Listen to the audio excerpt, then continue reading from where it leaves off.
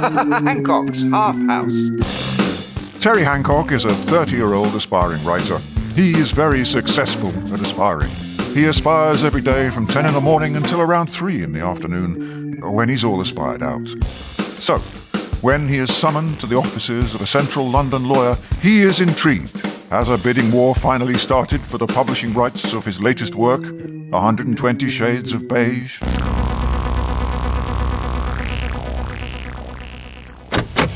I've arrived!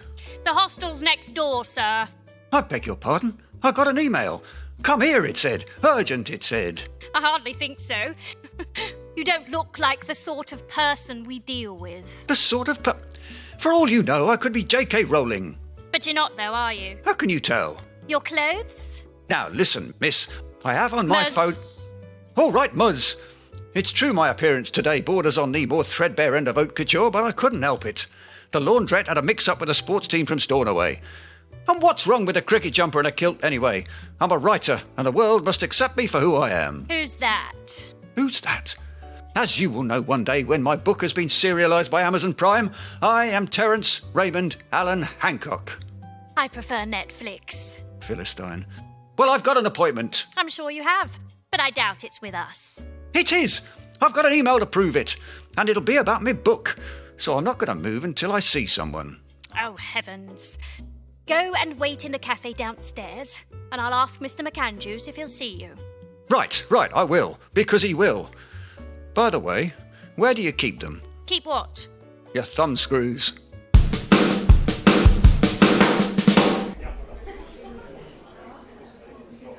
Yeah? What do you want? I'll have a double skinny soya frappuccino with a double shot of hazelnut syrup, and don't skimp on the chocolate powder. I need me flavonoids. Sugar? If there's any room in the cup after that lot, yes, but make sure it's raw cane. £5.62, please. Blimey. Can I pay in instalments? No, card only. OK. I'll bring it over. Yes, and for that price you can stand there and hold the spoon as I drink it. I'll bring it over. Swipe me, what a day. I'm wearing someone else's clothes, I've been abused by Cruella de Vil, and I've been mugged for a cup of coffee. Oh well, it's all in the life of a writer on the cusp of going global. So, who shall I have play the lead in the adaptation of me book? I suppose Tom Cruise might do, but can he do a Brummie accent? I mean, he's good at the easy stuff like jumping out of planes, but the authentic twang of Smethwick might be beyond him. What about The Rock? No, his head's too small. Funny-looking chap, looks like an action man with the wrong head on. I don't know. Maybe I'll have to play him myself. Mr. Hancock? Yes. I'm McAndrews. Mick who? Mr. McAndrews, the lawyer. You had an appointment with me. Oh, yes, well, I tried, but I couldn't get past security. Look, can we get on with it? Only me electric scooter's on a meter. Yes, sorry about all that. May I sit down? And it won't take long. Don't want to keep you from your fancy dress party, do we? Now, don't you start or I'll go to Penguin. Look, how much can I flog the rights for? The rights for what? My book. That's why I'm here, isn't it? Mr. Hancock, I've no knowledge of any book. I've asked to see you on an entirely different matter. Now, your mother passed on a few years ago, did she know? Aye, I mean, yes. Though I never knew me father. Could have been one of a dozen.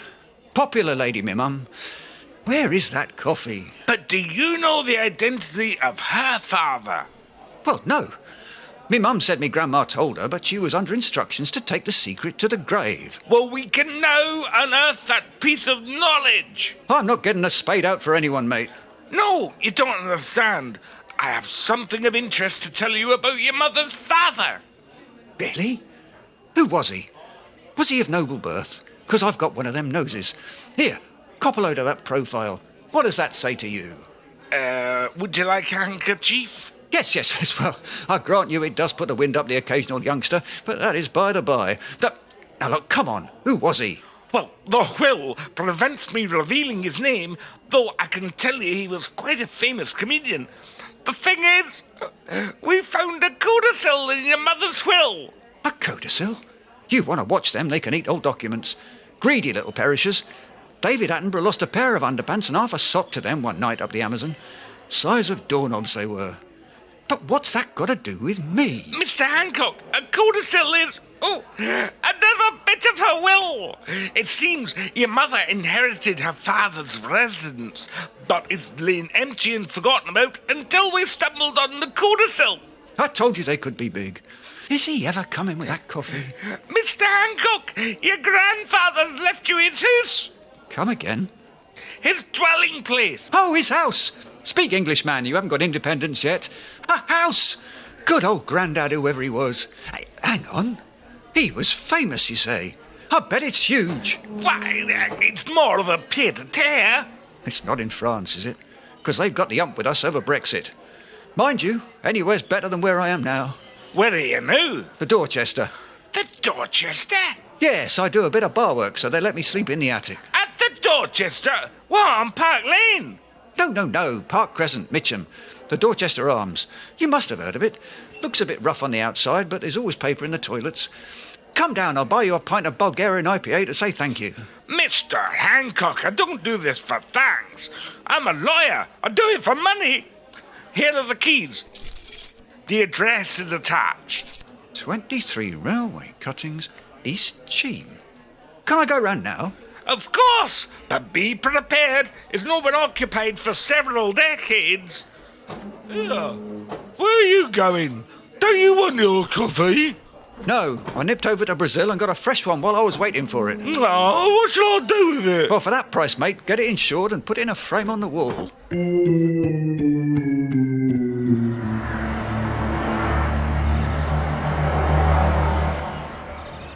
Well, the street looks quite nice. Right, where is it?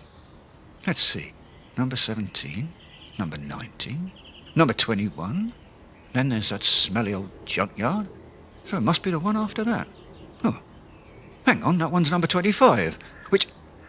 Stone me. Is this it? What a dump. It makes the Addams family house look like Buckingham Palace.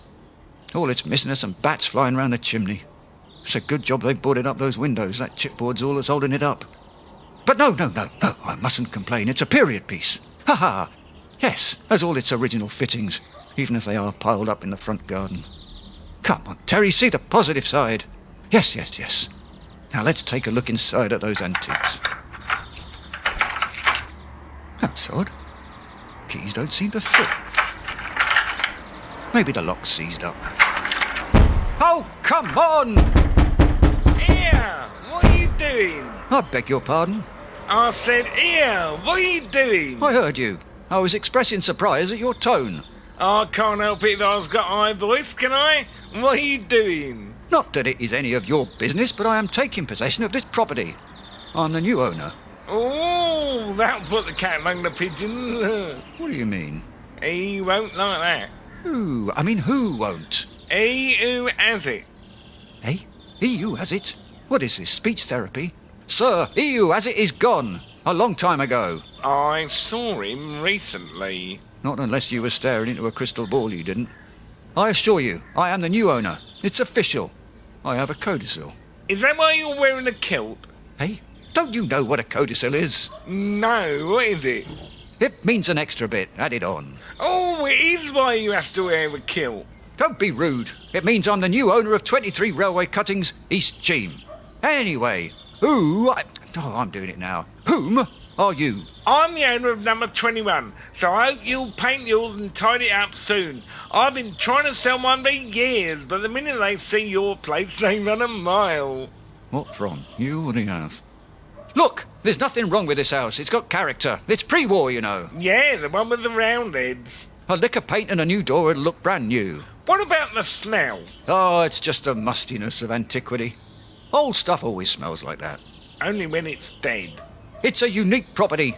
How many houses round here have gargoyles on the gutters? They're vultures. All right, well, a moat then. Look at that. That's class, that is. A moat in the front garden. It was probably to keep my grandfather's fans out. He was a famous comedian, you know. That's not a moat. Your drains have gone. You need to fix those as well. All right. It needs attention. I'll fix it. I'm a man of action.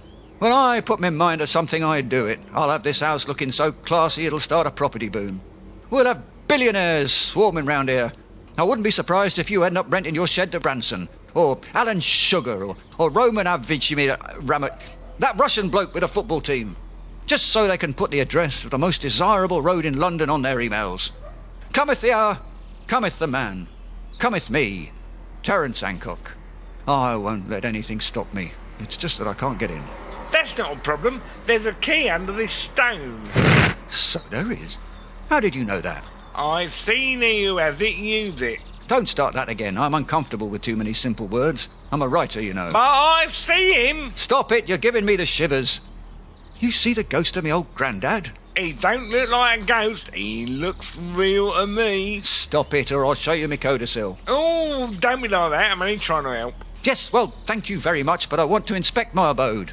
All what you does in your own house is your own affair. Indeed it is, and I am entering my new place of residence to have a shifty. Oh, we won't like that. He's dead, I tell you. Do you want me to come in with you?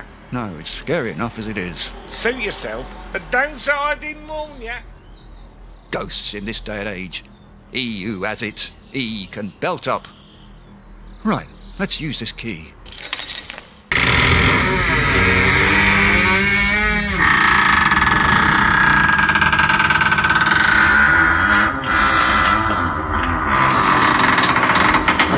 Blimey, it's dark in here. Maybe he was right about a ghost. No, it's perfectly safe. He was probably just trying to give me the heebie-jeebies so I'd sell it to him cheap. Well, he's dead wrong there. Nothing scares me. Man, the lifeboats! That door needs attention. I can't keep jumping out my skin every time I close it. Right, let's have some light. Welcome to Coronation Street, 1964. Complete with brown trilby on a hook. Mind you, we could use a few more of those to hide the wallpaper. Is that a pattern or a display of bodily fluids? It'll have to go. It'll give me one of me heads. This rug'll have to go too. I don't like the way it won't let go of me feet. And what's with these boxes everywhere? Loads of them. Something written on this one. India. India? Maybe he was planning on moving abroad. I'll have a look later. Let's check out the ground floor first. The living room. And by the look of it, there's plenty living in it. These soft furnishings are moving under their own steam. But let's not be critical. It's homely. That's the word. Homely.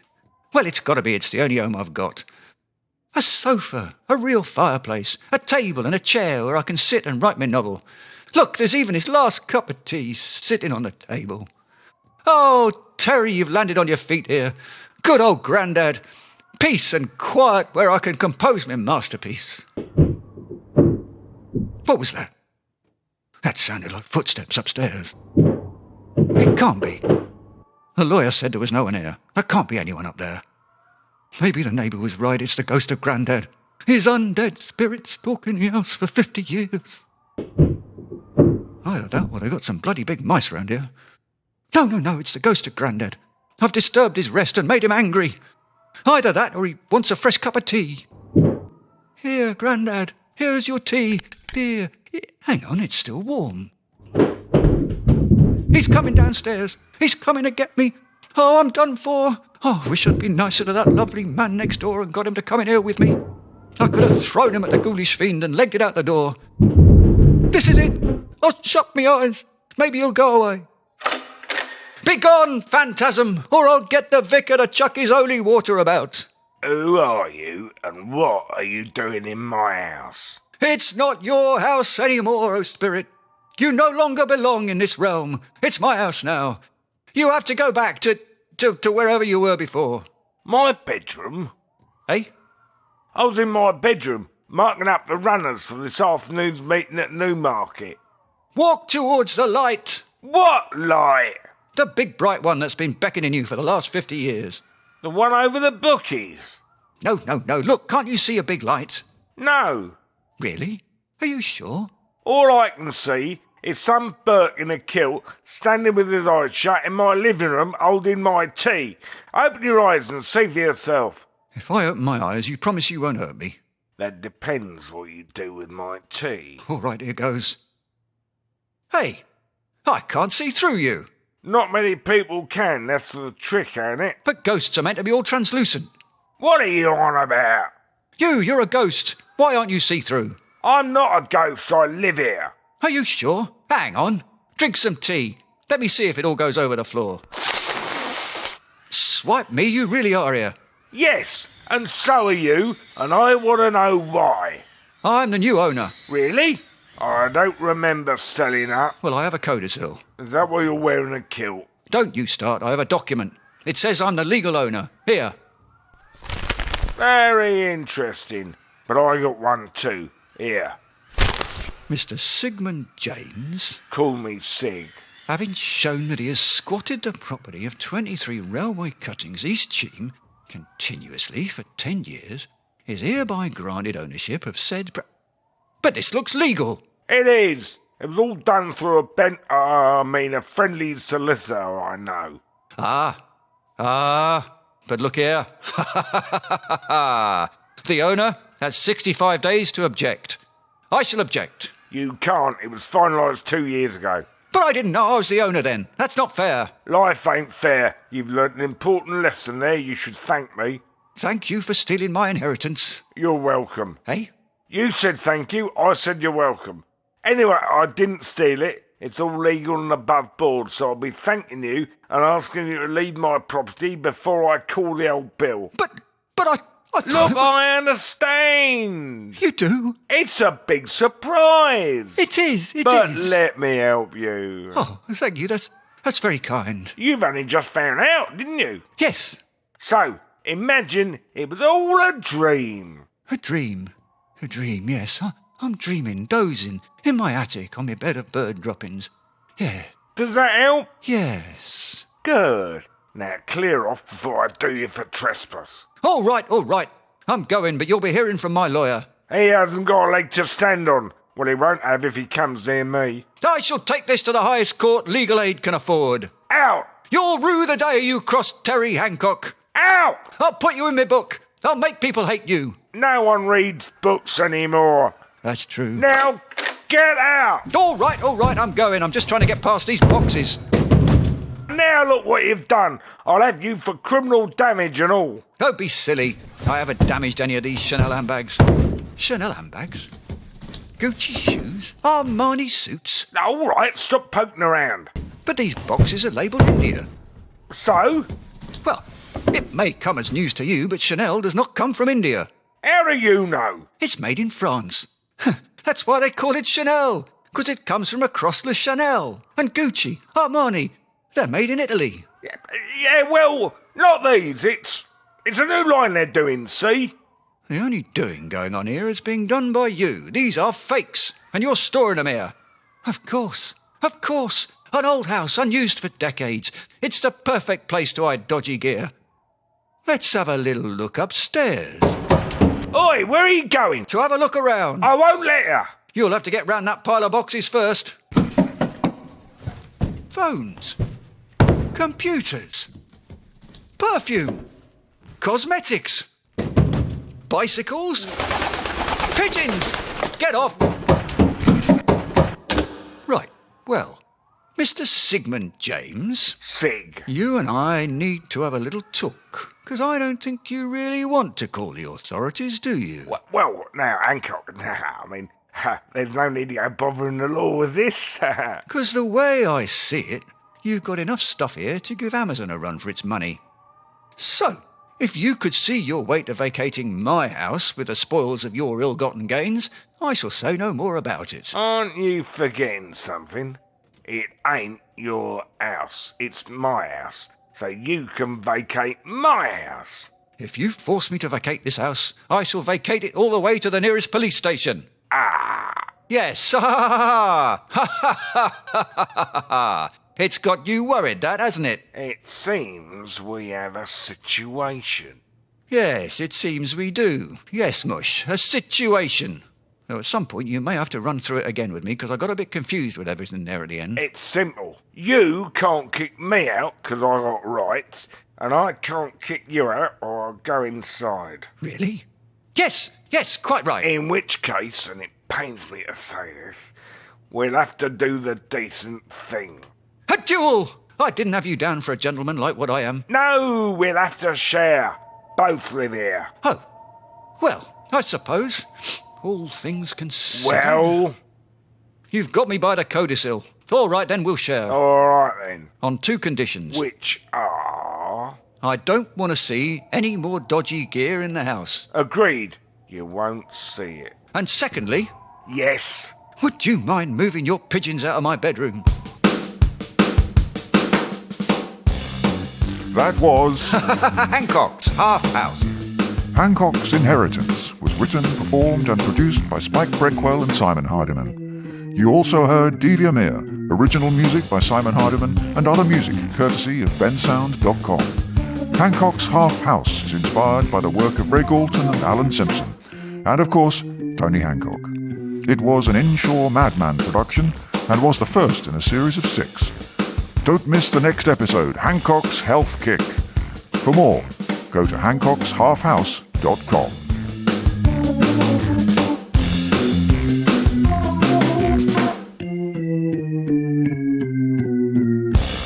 Hancock's House. Hancock's House. Hancock's House.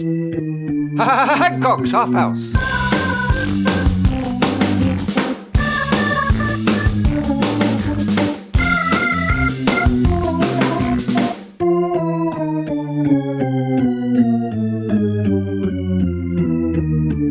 Hancock's House.